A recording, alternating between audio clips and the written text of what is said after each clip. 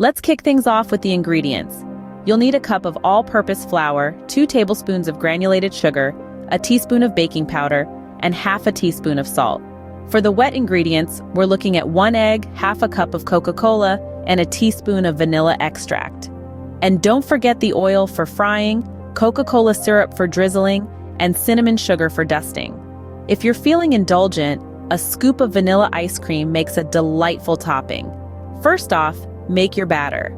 Combine the flour, sugar, baking powder, and salt in a bowl. In a separate bowl, whisk the egg, Coca-Cola, and vanilla extract. Merge the wet and dry ingredients, stirring till you achieve a smooth batter. Next, heat your oil.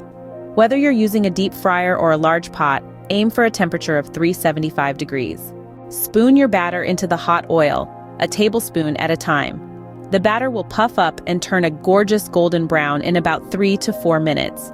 Once your batter is fried to perfection, remove it from the oil and let it drain on a paper towel. Finally, it's time to serve up your deep-fried Coca-Cola.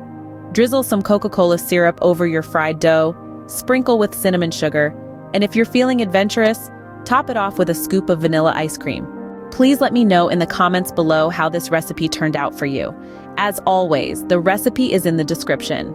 Don't forget to subscribe and give this video a thumbs up.